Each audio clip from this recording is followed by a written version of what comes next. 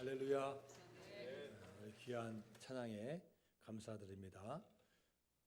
사순절 기간에 맞는 귀한 찬양을 해주셨습니다. 우리 같이 옆에 분과 한번 먼저 인사하고 시작하도록 하겠습니다.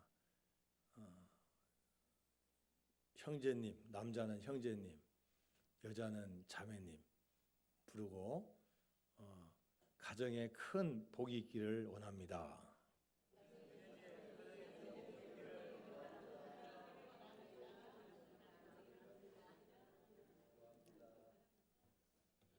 여러분 가정에 하나님께서 주시는 평강과 평안이 가득하기를 소망합니다.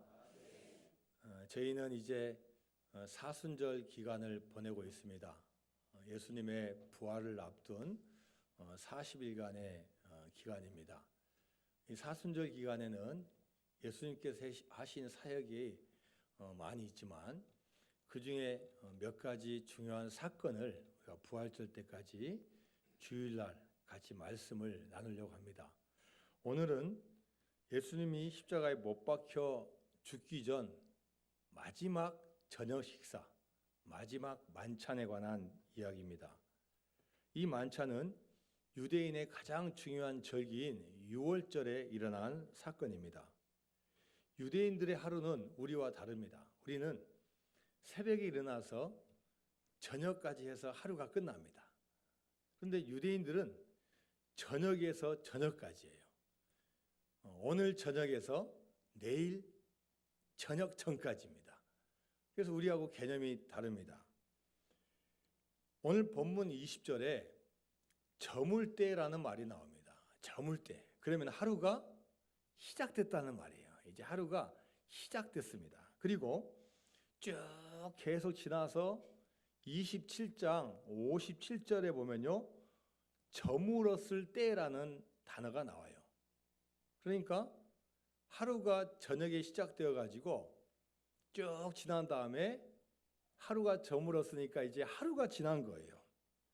이 내용이 112절이라는 긴 내용으로 나와 있습니다.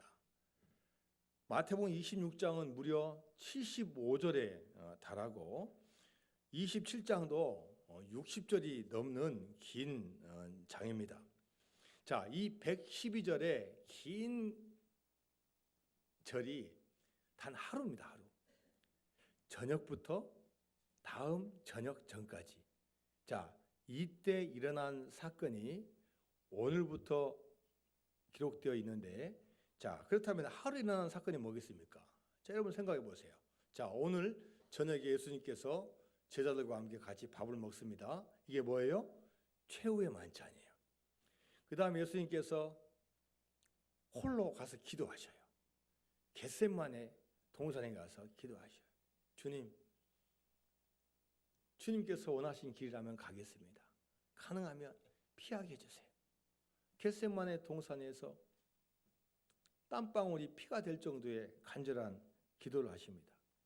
그러나 그의 기도와는 상관없이 결국 예수님은 체포당하셔요. 잡히십니다. 잡히셔가지고 어디로 가냐? 공회로 가서 재판을 받으셔요.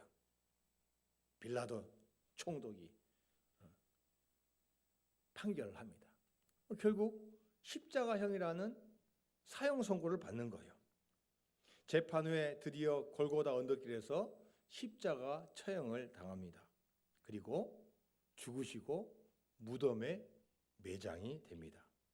자, 이 모든 사건, 최후의 만찬부터 죽기까지가 단 하루 만에 벌어진 사건이에요.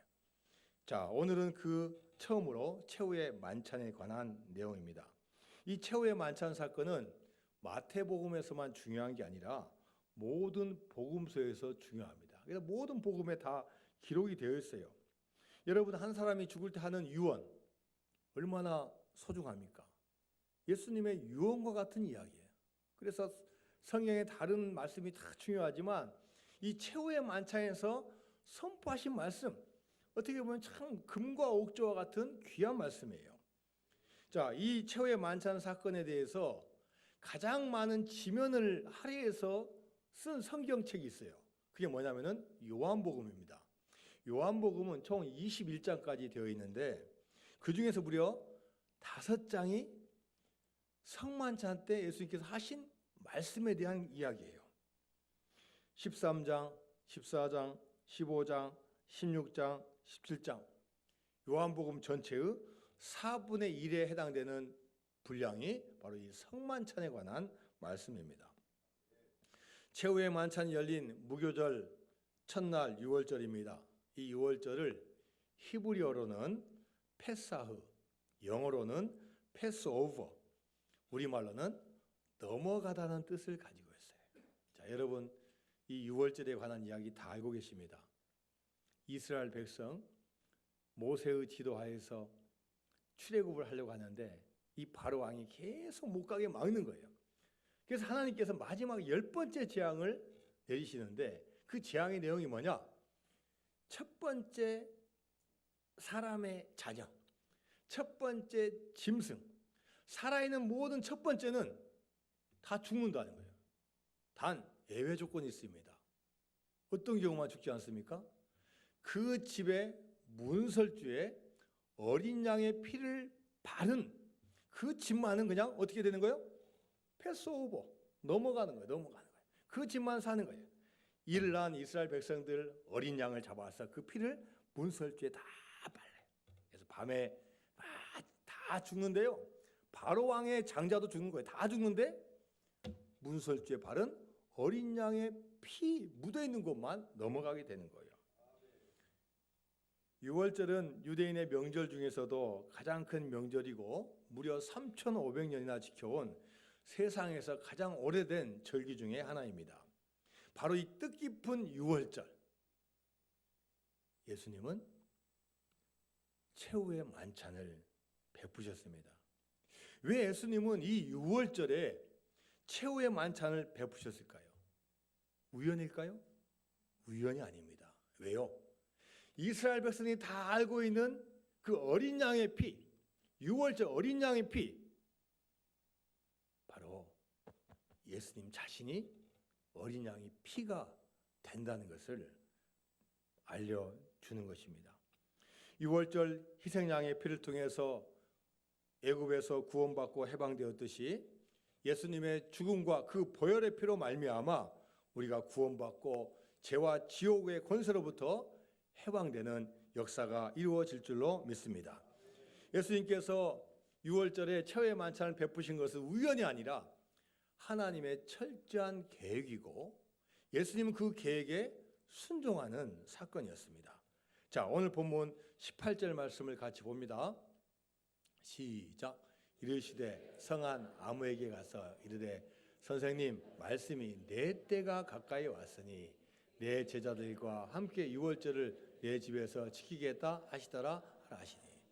자, 예수님께서 하신 말씀이 뭐냐면요, 내 때가 가까이 왔다고 하시는 말씀입니다. 내 때가 가까이 왔다. 이때는 어느 때입니까? 예수님께서 죽으시는 때예요. 그러나 그 죽음이 헛된 죽음이 아니라 우리 인류의 죄를 위해서 죽으시는 그때입니다. 구원이 이루어지는 그때, 구원의 약속이 완성되는 그때, 약속하신 때로 죽으시는 그때를 말합니다. 예수님의 십자가형은 어떤 비극적인 우연한 사고가 아닙니다. 예수님이 힘이 없어서, 능력이 없어서 붙잡히시고 죽임당하신 그런 사건이 아닙니다. 오히려 이 땅에 오신 목적을 이루시기 위한 사건입니다. 하나님이 이 인류를 위하여 일하실 그때에 예수님을 이 땅에 보내주셨습니다. 자, 18절 말씀을 우리가 한번 자세히 보면요, 약간 이상하게 생각하는 단어가 있어요. 자, 18절 말씀 한번 다시 한번 보여주세요. 제가 첫 부분 읽습니다. 이르시되 성한 누구에게 가서요? 아무에게 가서 했어요. 왜 이렇게 성의가 없지? 중요한 그 만찬의 자리에 왜 이렇게 성의가 없지? 그래서 우리가 생각하는 그 아무에게가 아니에요. 공동 번역을 보니까요, 이렇게 표현되어 있어요. 시작. 이러이러한 사람이 있을 터이니. 표준 세번역 이렇게 되어 있어요. 시작.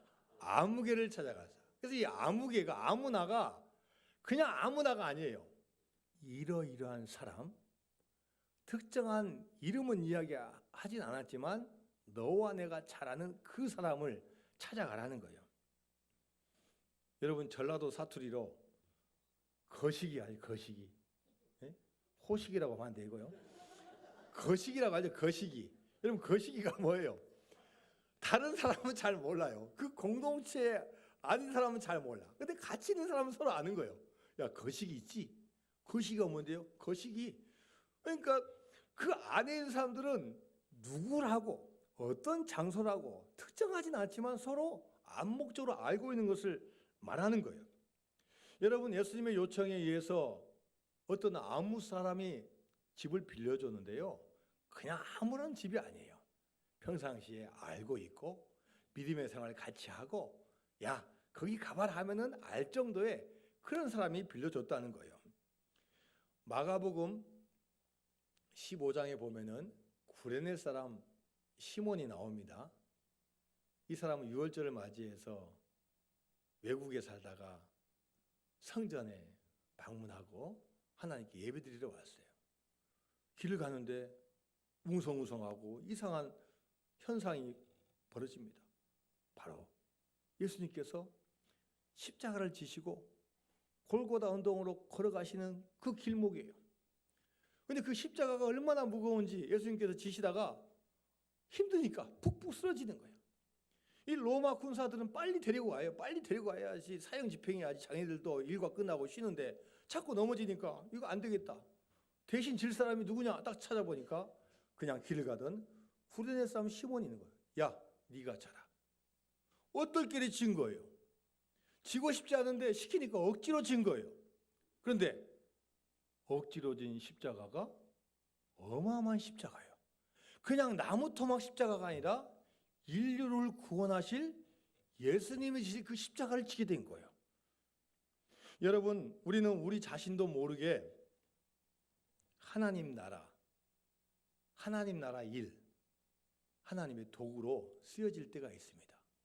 나는 못 모르고 교회 나오고 못 모르고 나는 헌신하고 봉사하고 잘 알지 못한 상태에서 일을 했는데 그게 보통 일이 아니라 하나님의 사역에 어마어마하게 쓰임받을 때가 있어요. 우리 캄보디아 선교 갔을 때 갑자기 이틀 전에 선교사님한테 문자가 왔어요. 목사님, 혹시 오시는 길에 노트북 있으면 노트북 2대만 갖다 주세요. 뭐 갑자기 이틀 앞에 두고 하니 주일도 아니고 광고 시간도 끝나는데 어떻게 합니까? 제가 네, 알겠습니다. 이렇게만 했어요. 참 신기합니다. 가기 하루 전날 우리 권사님한테 연락 왔어요. 목사님, 집에 노트북 2개 있는데 혹시 교회에서 필요하십니까? 이야, 이게 참 신기한 거예요. 신기한 거예요. 광고도 안 내고 서로 뭐 노트북 달라고 다 했는데 이게 통하는 거예요. 통해요. 그냥 나도 모르게 했는데 이게 하나님 일에 쓰여지는 거예요. 나의 조그마한 헌신, 시간, 물질, 열정이 하나님 나라의 큰 도구가 될 수 있다는 거예요. 내가 어떤 지위를 가졌느냐, 어떤 명예가 있느냐, 어떤 물질이 있느냐가 중요한 게 아니라 내가 가는 길, 그 길이 어떤 길이든지 믿음으로 한 걸음 한 걸음 걸어가면 하나님께서 지켜주시고 은혜 주실 줄로 믿습니다. 옛날 황해도 해주에서 있었던 일입니다. 라디오가 나오기 전 시절에 대부분 이제 그 마을에 이제 광고를 하려면 지금 우리 산일에도 있어요. 뭐 있습니까? 이거 뭐라고 그래야 돼요? 스피커라 해야 돼요? 동민 여러분, 저는 동장입니다. 해가지고 이제 광고를 하는 거잖아요. 그런데 새벽에 갑자기 뚝뚝 소리가 나면서 사이렌이 울려요. 야, 혹시 전쟁 난 거 아니야? 근데 전쟁은 아니에요. 스피커에 기울이는데 이장님이 이야기합니다. 여러분, 오늘 밤 기온이 급강하합니다. 더 기다리지 마시고 주저하지 마시고 오늘 중으로 사과를 다 따시기 바랍니다. 당시 황해도 해주는요 추운 지역이었지만 사과를 재배해서 춥기 전에 빨리 따 아주 맛있는 사과로 유명했던 곳이에요. 그런데 평상시보다 더 추위가 빨리 온다는 거예요. 아직 조금 덜 익었는데도 온다는 거예요. 사과를 일찍 따야만이 피해를 막을 수 있어요. 이 방송을 듣는 사람들이 방송을 듣자마자 전부 다 나가서 이제 막 사과를 막 땁니다. 막 농장이 큰 사람들은 막 사람 불러서까지 따고 있어요. 그런데 그 지역에 한 장로님 가정이 있습니다. 이 방송을 들은 장로님의 아들들이 아버지에게 이야기합니다. 아버지, 우리도 사과를 따러 가야죠. 아들 셋이 와서 아버지에게 사과 따러 가야 된다고 말합니다. 이때 아버지가 아들들에게 묻습니다. 얘들아, 오늘이 무슨 날이냐? 무슨 날이었을까요? 하필이면 주일날이야, 주일날. 주일날만 아니면 괜찮은데 주일날이야. 아버님 오늘 주일이죠? 이놈들아, 오늘이 무슨 날인데 사과 따러 가냐?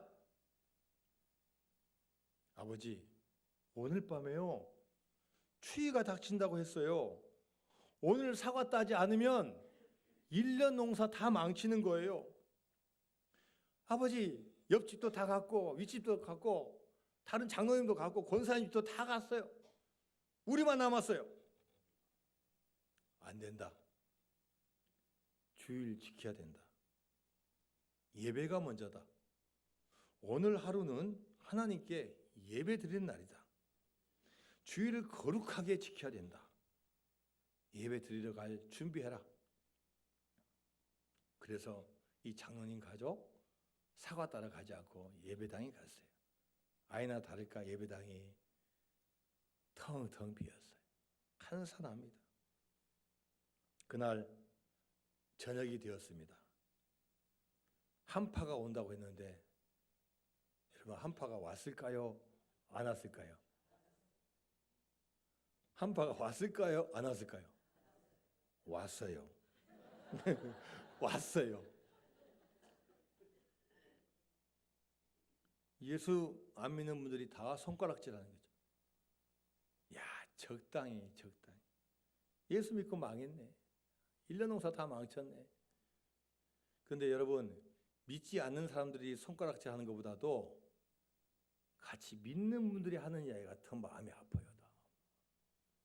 별나게 믿네. 저렇게 믿으니 하나님 영광 가리지. 그 뒤로 14일이 지났다고 합니다. 2주가 지났어요. 그날도 주일날이에요.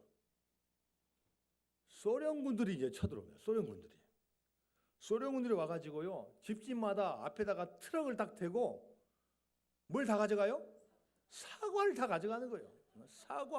사과만 가져가면 다행이게요. 문 열어가지고요, 귀중품 다 가져가요. 그 당시에 가장 비쌌던 게 미싱이래요. 미싱 다 가져간대.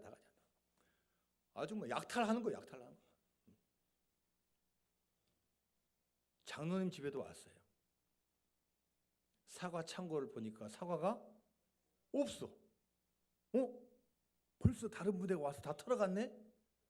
방문도 안 열어보고 그냥 가는 거예요. 이제 며칠 후에 추석이 왔어요. 추석 명절 때 뭐 해야 됩니까? 제사상에 과일을 올려야 되는데 가장 중요한 게 뭐냐면 사과를 올려요. 사과. 그런데 사과가 있어요? 없어요? 없어. 소련군이 다 가지고 어떻게 해버렸는지 사과가 없어. 사과 있는 집이 딱 한 집 있어요. 어떤 집이에요? 그 장로님 집에는 사과가 있는 거예요. 부르는 게 값이에요. 사과가 얼었다 녹았다 해가지고 당도도 최고로 높아요.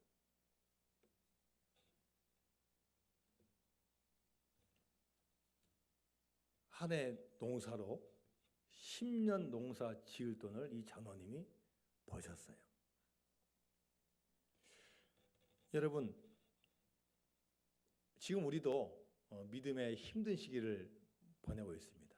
지난주에 보니까 우리 교회는 아닌데 교회를 가장한 종교들이 그렇게 많아요. JMS도 있고 신천지도 있고 하나님의 교회도 있고 다 교회니까 다 교인들 다 요구하는 거예요. 여러분 힘드시지 않으셨어요? 코로나 인해서 여러분 사업이 안 되시는 분들이 얼마나 많습니까? 우리 교인들 가운데도 직장 때문에, 사업 때문에 힘들어하신 분이 많이 있어요. 제가 지난주에 캄보디아 선교하면서 거기 계신 선교사님 이야기를 들어보니까요, 캄보디아가 원래 경제력이 약해요. 우리나라로 하면 한 달 월급이 한 30만 원, 40만 원이 보통이에요. 30만 원, 40만 원.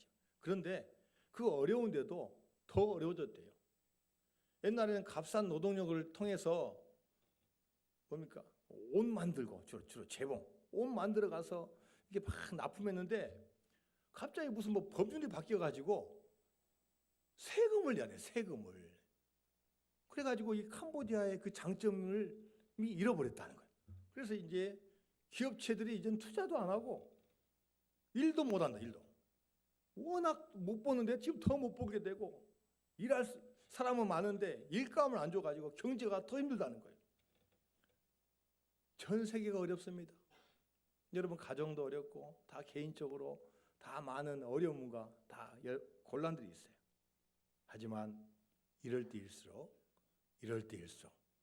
내가 믿음 잘 지키면 하나님께서 반드시 여러분을 하나님의 귀한 도구로 사용하여 주실 줄로 믿습니다. 예수님은 자신의 죽음과 관련된 이야기를 여러 번 하셨습니다. 그런데 오늘 본문에서는 아주 구체적으로 말씀하셔요. 누군가가 나를 팔 사람이 있다는 거예요. 누군가가 나를 팔아서 돈 받고 넘길 사람이 있다는 거예요. 자, 오늘 본문 마태복음 26장 21절 말씀입니다. 시작. 그들이 먹을 때 이르시되 내가 진실로 너에게 이르노니 너희 중에 한 사람이 나를 팔리라 하시니. 자, 예수님께서 이제 말씀하십니다. 너희 중에 한 사람이 나를 팔리라. 이 말씀을 들은 12명의 제자들 다 깜짝 놀랐어요. 아마 한 명만 빼놓고는 다 깜짝 놀랐습니다. 충격적이었어요. 누가 우리 예수님을 팔지? 누가 배반했지? 자, 이 장면을 그림으로 표현한 유명한 화가가 있어요. 레오나르도 맞습니까? 다빈치가 그린 최후의 만찬이라는 그림이에요. 자, 여러분 이 그림 많이 보셨을 거예요. 가운데 누굽니까? 가운데 예수님. 그 다음에 옆에는 누군지는 모르지만 다 제자들이에요. 제자들. 근데 제자들 여러분 얼굴을 보세요. 최후의 만찬이니까 밥 먹고 있었는데 밥 먹는 표정이 아니에요. 밥 먹다가 너희 중에 누가 나를 팔 것이다. 이 말을 듣고 깜짝 놀라요. 깜짝 놀라요. 표정 보세요. 막 다 보이면 다 놀란 표정이에요. 그리고 막 손을 가리키면서 너 아니냐, 너 아니냐, 너 아니냐. 서로 의심하고 지금 충격받은 그 장면을 한 화가가 지금 그림을 그렸습니다. 자, 이 예수님의 말씀에 이 제자들이 뭐라고 대답합니까? 자, 오늘 본문 22절 말씀입니다. 시작. 그들이 몹시 근심하여 각각 여쭤 주여 나는 아니죠. 자, 그들이 이 말을 듣고 근심해가지고 뭐라 했냐면요. 주님, 저는 아니지요. 주님, 저는 절대 아닙니다. 또 하지 않았으니까 또 강력하게 이야기하는 거예요. 주님, 저는 아니지요. 이 말을 들은 예수님께서 말씀하십니다. 23절에서 24절까지 말씀입니다. 시작. 대답하여 이르시되 나와 함께 그릇에 손을 넣는 그가 나를 팔리라. 인자는 자기에 대하여 기록된 대로 가거니와 인자를 파는 그 사람에게는 화가 있으리로다. 그 사람은 차라리 태어나지 아니하였더라면 제게 좋을 뻔하였느니라. 예수님이 하신 말씀이 뭡니까? 나는 간다. 나는 하나님의 계획이 있기 때문에 그게 비록 십자가의 길이라 할지라도 나는 간다. 그러나 내가 간다고 해서 너희들이 나쁜 도구가 돼야 되겠느냐? 여러분, 우리가 믿음 생활하면서 하나님의 다 섭리 가운데 있지만 합력해서 선을 이루고 좋은 일 해야 되지 방해하고 나쁜 일하고 막고 비방하면 되겠습니까? 그런데 가룟 유다는 주님의 길을 막는 거예요. 그래서 예수님께서 뭐라고 표현하시냐?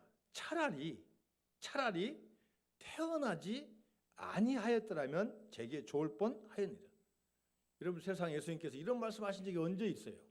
얼마나 사탄의 음모에 넘어갔는지 차라리 태어나지 않았으면 좋을 뻔했다고 말씀하십니다. 여러분, 이 말을 가룟 유다가 들었으면은 그 순간이라도 좀 회개를 해야 될 게 아니에요. 내가 마음을 잘못 먹었지만 예수님의 이 말씀을 들으니까 좀 마음에 찔린다. 회개해야 될 거예요. 그런데요, 유다는 뻔뻔합니다. 오히려 뭐라고 말하냐면, 자, 25절 말씀. 시작. 예수를 파는 유다가 대답하이르되 랍비여 나는 아니지요. 대답하시되 내가 말하였도다 하시나. 자, 여러분 잘 보세요. 앞에 유다를 뺀 제자들이 너희들 중에 누가 한 명이 나를 판다 했을 때 유다를 뺀 제자들은 뭐라 했냐면요, 주님, 저는 아니죠. 주님, 저는 아니죠. 주님이라는 게 뭡니까? 나의 구원자이시오, 나의 왕이시오. 아무리 우리가 배반하고 우리가 잘못된 길을 가도 주님이라고 인정해야 되는 거예요. 나의 구원자를 인정하는데 25절에 나와 있는 이 유다는요, 뭐라고 하냐? 주여가 아니에요. 뭐라고 했어요? 자, 25절 말씀 다시 한번 띄워보세요. 25절. 예수를 파는 유다가 대답해 이르되 누구요? 랍비여 나는 아니죠. 나는 아니죠는 똑같아요. 나는 아닙니다. 저는 절대 아닙니다. 사실 유다는 지금 벌써부터 거짓말하고 있어요. 그런데 앞에 있는 단어도 중요해요. 랍비요. 여러분, 이 랍비는 스승, 선생님이라는 단어예요. 근데 주로 어떤 사람들이 하냐면 불신자들, 예수님을 인정하지 않는 사람들, 메시아로 구원자를 인정하지 않는 사람들이 하는 이야기예요. 물론 이 마태복음에 나와 있는 단어이지만 이 마태가 같이 생활하면서 보니까 제자는 제자인데 형식은 제자인데 쭉 보니까 달라요. 마음이 달라요. 예수님을 진짜 믿는 게 아니에요. 예수님을 이용하는 거예요. 야, 이렇게 인기 있고 능력 있는 사람이라면은 이 민족의 큰 사람이 될 텐데 내가 이 사람하고 딱 달라붙어서 내가 어떤 이득을 취할까? 예수님을 구원자라고 인정하지 않고 자기 목적을 위해서 계속 따랐으니까 주여라고 하지 않아요. 랍비라고 하는 거예요. 여러분, 저도 믿음 생활 과정을 쭉 보면은 그럴 때가 있었어요.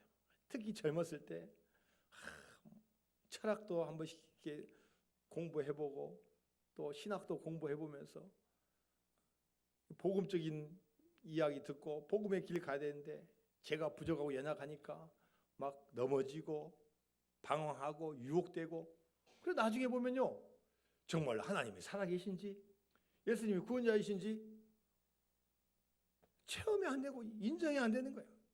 이것도 해보고 저것도 해보고 주일날 교회 가지만 주일 외에는 또 세상 사람과 똑같이 살고 그랬던 경험이 있어요. 가룟 유다의 회개를 기다리며 여러 번 기회를 주시던 예수님께서 그에게 폐기 처분하는 말씀하신 거예요. 차라리 태어나지 아니하였더라면 제게 좋을 뻔하였느니라. 여러분, 이게 얼마나 무서운 말씀입니까? 이제 드디어 최후의 만찬이 시작됩니다. 예수님은 제자들 앞에 놓인 빵과 포도주를 가지고 지금 우리가 하는 성만찬 그 유래에 대해서 이야기를 하십니다. 내 몸을 먹고 내 피를 마시라는 겁니다. 내 몸을 먹고 내 피를 마시라는 겁니다. 앞으로 나의 몸은 너희들에게 보일 수 없지만 너희들이 기념해서 내 몸을 먹고 피를 마시라는 거예요. 우리가 지금 진행하고 있는 성만찬을 하라고 말씀을 하고 있습니다. 여러분, 성찬회식은 그냥 우리가 예배 중에 한 행사로서 그냥 우리가 떡을 먹고 포도주를 마시는 단순한 행사입니까? 그렇지 않습니다. 자, 오늘 본문 26절 말씀을 같이 봅니다. 시작. 그들이 먹을 때 예수께서 떡을 가지사 축복하시고 떼어 제자들에게 주시며 이르시되 받아서 먹으라. 이것은 내 몸이니라 하시고. 이 성만찬은 예수님께서 축복하신 식탁입니다. 예수님께서 그 자리에서 축복하시면서 자신의 몸과 자신의 피를 주는 예식을 거행을 합니다. 누가복음 24장에 보면은 엠마오로 가는 두 제자, 예수님을 만났지만 예수님인지 알지 못해요. 그분과 같이 대화하면서 갔지만 그분이 누군지 잘 알지 못해요. 나중에 예수님께서 도착해서 만찬에서 떡을 떼어줄 때 그때 눈이 밝아지는 거예요. 여러분, 그래서 성만찬은요 하나님의 능력이 임하는 거예요. 할렐루야. 성만찬을 우리가 진정으로 준비하고 기도하고 참여할 때 하나님께 여러분 성령 충만함을 허락하여 주시고 능력자로 세워주실 줄로 믿습니다. 여러분이 잘 아는 성명이 시인이 있습니다. 제가 어제 영상으로 이 성명이 시인을 딱 보니까요, KBS 열린 음악회에 두 번 나오셨더라고요. 제가 그때 그전에는 사진으로만 봤는데 이제 영상으로 처음 봤어요. 보니까요 몸이요 말 그대로 흐느적 계속 흐느적 의자에 앉아가지고 계속 몸이 막 가누지 못하고 흐느적이에요. 말을 사회자가 시키는데 말을요 제대로 못해요. 천천히 한단하씩 어떻게 보면 답답하죠. 천천히. 근데 이분은 그 가운데도 감사를 하시더라고요. 여러분 알다시피 이분은 뇌성마비 장애인입니다. 그런데 지금도 감사하고 있어요. 무슨 감사를 하냐? 산소 호흡기를 달지 않고도 숨쉬고 살아있음에 감사합니다. 7살 때까지 꼼짝 못하고 누워만 있었고 10살이 되어서야 처음으로 숟가락을 들고 아버지 폐결핵 환자로 돈 못 벌고 엄마가 날품팔이해서 겨우 먹고 사는 비참한 가정이에요. 희망도 없어요. 그래서 부모님과 하나님을 수없이 원망했어요.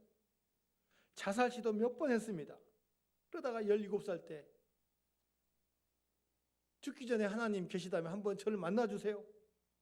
작정 기도하는데 한 달 후에 하나님께서 응답을 주시는 거예요. 갑자기 세미한 음성이 들려옵니다. 명희야, 내 몸이 온전했더라면 내가 나를 알겠느냐? 두려워 말아라. 내가 너와 함께할 것이다. 놀라지 말아라. 나는 내 하나님이니라. 내가 너를 굳세게 하리라. 참으로 너를 도와주리라.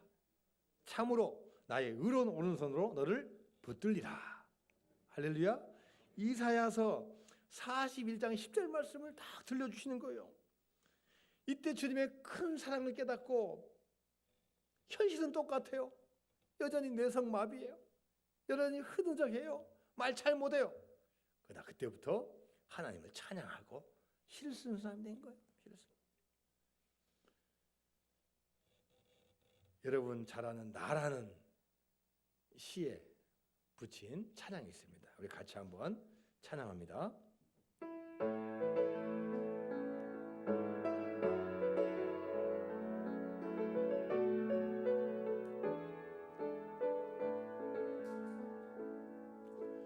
나 가진 재물 없으나 나 남이 가진 지식 없으나 나 남에게 있는 건강이 있지 않으나 나 남이 있는 것 있으니 나 가진 재물 없으나 나 남이 가진 지식 없으나 남에게 있는 건강이 있지 않으나 나 남이 없는 것 있으니 나 남이 온 것을 보았고 나 남이 듣지 못한 음성 들었고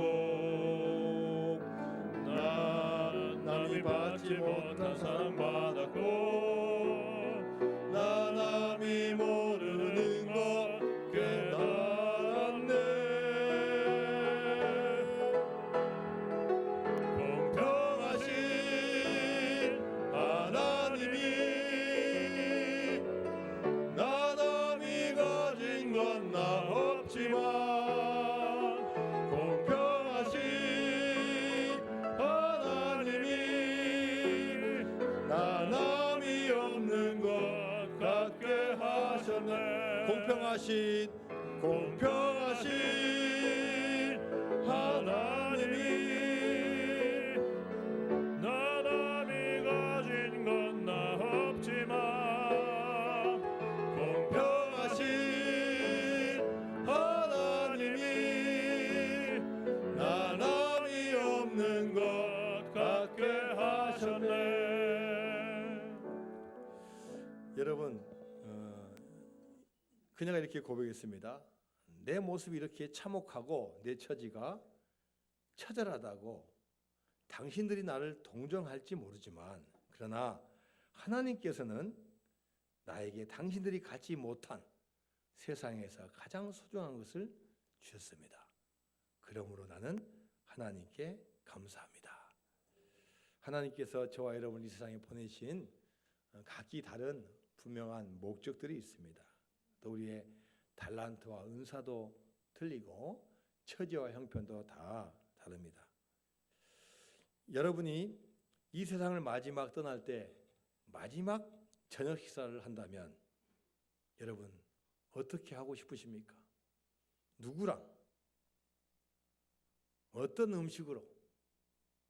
어떤 이야기를 하고 싶으십니까? 어떤 이야기를 꼭 남겨주고 싶으십니까? 최후의 만찬 때 예수님께서는 우리에게 나의 몸과 나의 피를 먹으라고 했습니다. 그것은 무슨 말이냐? 기억하라는 거예요. 기억하고 내가 너희 안에 거하고 내가 내 안에 거하라고 말씀하고 있습니다. 그럼 주님께서 세상 끝날 때까지 여러분 늘 항상 지켜주시고 승리의 길로 인도하여 주실 줄로 믿습니다. 마태복음 26장 27절 28절까지 말씀을 보니까요. 이것은 죄사함을 얻게 하려고 많은 사람을 위하여 흘리는 바 나의 피 곧 언약의 피라고 말씀하고 있습니다. 예수님이 이 땅에 오시고 한 그 목적, 우리 죄를 사하시기 위해서 우리 인생 가운데 함께해 주시고 끝까지 지켜주시기 위해서 이 세상에 오셨습니다. 여러분 그분의 희생 늘 간직하면서 구원 받음으로 승리한 여러분 되시기를 주님의 이름으로 축원드립니다. 하나님 아버지 감사드립니다. 은혜 중에서 가장 큰 은혜 바로 죄사함의 은혜입니다. 이 은혜가 없다면 우리가 이 땅에서 아무리 잘 살아도 지옥에 갈 수밖에 없는 존재입니다. 오로지 주님의 은혜 늘 감사하고 구속함에 기뻐하고 감사하며 살아갈 수 있도록 인도하여 주옵소서. 예수님의 이름으로 기도드리옵나이다. 아멘.